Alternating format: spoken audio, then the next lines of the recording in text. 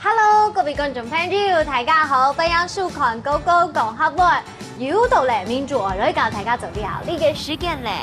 今天呢，就是要來做這個腐瓜鳳。我們先來認識一下食材。來看到第一個就是這個腐瓜咯。這個腐瓜啊，裡面這個弄啊，要是把它去掉的話，就不會苦了。但是苦苦的這個形容詞，在客家話就是腐滴滴兒，腐滴滴兒。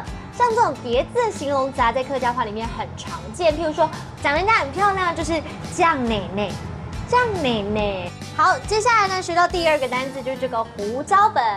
胡椒粉的客家話呢，就是叫做胡椒粉。胡椒粉，待會呢就看我怎麼樣來把它變魔術，變出好吃的腐瓜鳳。像是我們剛才學到這個腐滴滴兒，腐滴滴兒。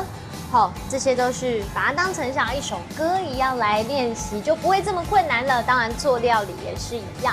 在等待時間，我們來學一句客家話，就是呢，加一點胡椒粉叫入味，加一些胡椒粉喊入味，加一些胡椒粉喊入味，嘿嘿，大家試試看就知道有沒有入味嘍。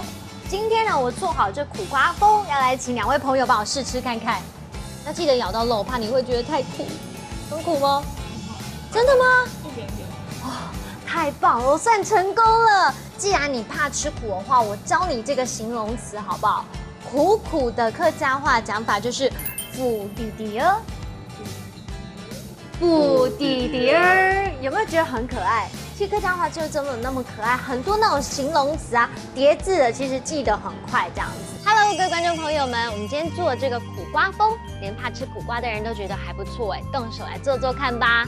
當然了，我們今天認識了許多新的詞，一起來複習一遍。來看第一個詞就是苦苦的，腐滴滴兒，腐滴滴兒。第二個呢，就是來看到胡椒粉，胡椒粉，胡椒粉。第三個，我們來學一整句話哦。來看到這句話就是加一點胡椒粉叫入味，加一些個胡椒粉喊入味，加一些個胡椒粉喊入味。這樣都有學會了嗎？自己動手做做看吧。我們下次見嘍，拜拜。